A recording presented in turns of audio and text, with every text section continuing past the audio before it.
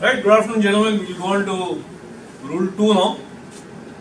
Rule 2 as the title says, it is responsibility. So let's understand rule 2 and let's know what responsibility is rule 2 placing on us. Why is it called responsibility? We will look at this aspect. Right? Can you read the first paragraph of rule 2? Yes, sir. The rule 2 responsibilities, part A. Nothing in this rule shall exonerate any vessel or the owner, master or crew thereof from the consequences of any neglect to comply with these rules or of the neglect of any precaution which may be required by the ordinary practice of seamen or by the special circumstances of the case. Now firstly he says nothing in the rules shall exonerate the vessel, which means the ship itself is a separate entity, a legal entity. The ship itself can be arrested. That is one part. If anything goes wrong and if any action has to be taken against the ship itself can be arrested. Then he says owners, master, crew, etc., everybody. So anybody and everybody dealing with the ship, and here owners includes managers, etc. As per ISM code, you are aware of that. Managers also have become part of owners now. So anybody and everybody connected with the ship gets involved as long as it is connected with the running of the ship. Owners, managers, master, crew, right?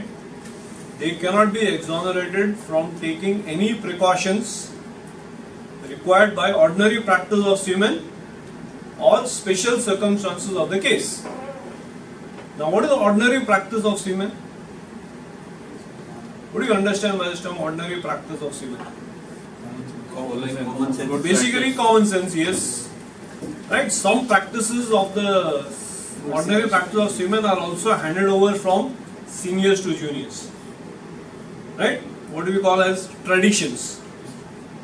So even if it is a part of the tradition, you cannot say we will not follow because it is not given in the manual, not given in the ISM code, not given in the shipboard procedures manual, not given in our checklist, etc. No.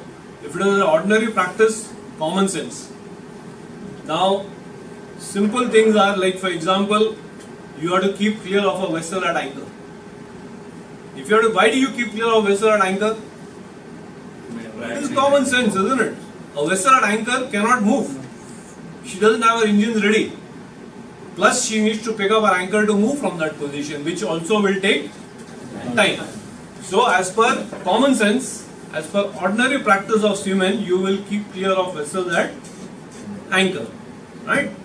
You should also keep clear of areas where vessels will navigate to, for example, pick up pilot. That's also a common sense, isn't it? That this area there will be ships navigating to pick up a pilot. So you should be clear of that area. You also need to be clear and not anchor in an approach channel.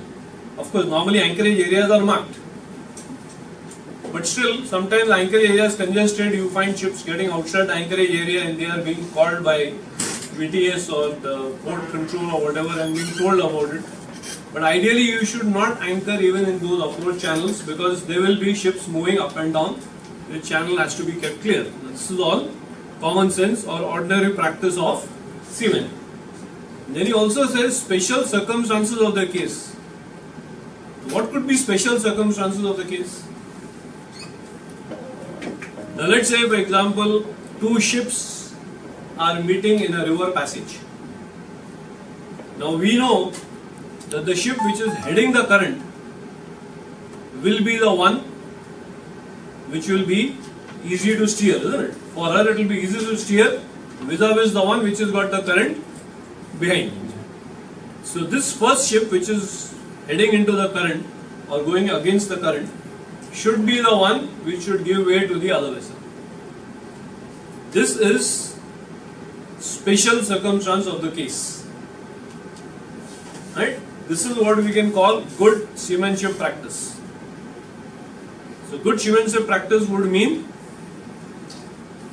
such cases where you are making it convenient for the other person to navigate without putting yourself in trouble, of course. Right? So getting the idea of both the cases, one is ordinary practice of seamen, one is special circumstances of the case. Now these you may not find in any of the rules. No rule will tell you to keep clear of vessel at anchor. No rule will tell you to give way to the vessel which is coming with the stream behind. But we need to do it. This is part of, so why we are doing it? Because of Rule 2A, responsibility. Right? It is our responsibility to give way to such vessels who will find it difficult to steer because current is behind. Is it clear the first part? Any questions on this? Any doubts? No, sir. Next, second part B. In construing and complying with these rules, due regard shall be had to all dangers of navigation and collision and to any special circumstances, including the limitations of vessel involved, which may make a departure from this rule necessary to avoid immediate danger. Now here he talks of vessels making departure from the rules to avoid immediate danger. Now here again the question is, are you allowed to make departure from the rules? That means not comply with the rules. He says to avoid immediate danger in special circumstances, to avoid any navigable dangers, etc., you may depart from the rules. Very nice. But my question here is a very, very simple question. In an emergency, that means if there is a navigable danger, and to avoid that navigable danger, you need to depart from the rules. Do you need permission for that? No. Then why is Rule 2 saying so? Rule 2 says that you can make departure. Why? To avoid a navigable danger or to avoid an immediate danger, you will deviate from the rules, whether there is a rule or no rule. You will deviate. You will not allow the ship to get into danger, isn't it? So why is Rule 2 saying you are allowed to depart from the rules to avoid immediate danger? Especially Part B says that. Why? Because if we don't follow this and if we follow the rules, then our vessel will be in danger. So it gives us the leeway to. Ideally, if you follow all the rules, you will never be in any danger. Ideally. No. You see, basically, try to understand one simple thing, that let's say there are 50 ships around. These rules are applicable to all the 50 ships.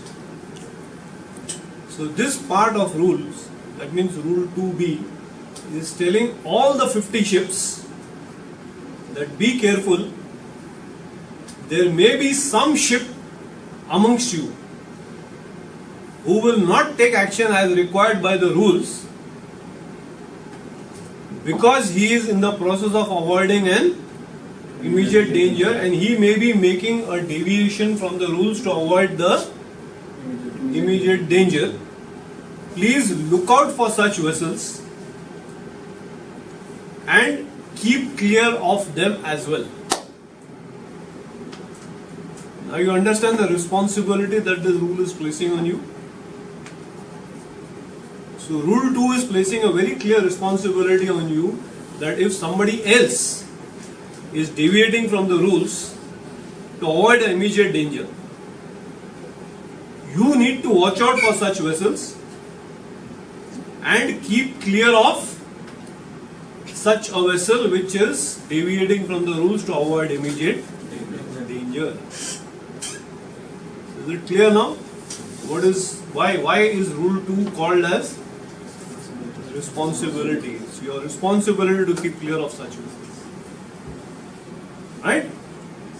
Remember one thing, so far in the history of shipping, there has never been any judgment on a collision case where the blame is 100% on a single ship. It only happened once at the lower court in case of Kariba, Tricolor and Clary, where the Tricolor sank. It was a car carrier. Kariba had altered and it was a restricted visibility situation, and initially the lower judge said Kariba is 100% to blame, but the case went into appeal where Kariba, Tricolor, Clary, all three got the blame. right? And rule 2 tells you very clearly that even if somebody else is deviating from the rules, you need to watch out and keep clear of such vessels. Of course, he will be deviating to avoid immediate changes. Is it clear now, or any doubts? Everybody? Yeah. Sir, within the responsibility, suppose we are heading in a course and we have a vessel overtaking from our starboard side, and we also have a head-on situation. In that case, if we are not able to alter, so is it coming under the responsibility of the other vessel? This is the situation which you have. This is what you are saying. Yes. Let's say you are doing 15 knots, he is doing 17, so he is overtaking you. This fellow may be also doing 15, let's say. Between A and B, it is a head-on situation, right? Yes. Yes. Now what the rule 2 part B says, that this ship must keep this in view, and if A cannot alter to starboard because of this, he will go to starboard, well to starboard, to keep clear in view of rule 2B. Yes, he has to do that. That is with rule 2B.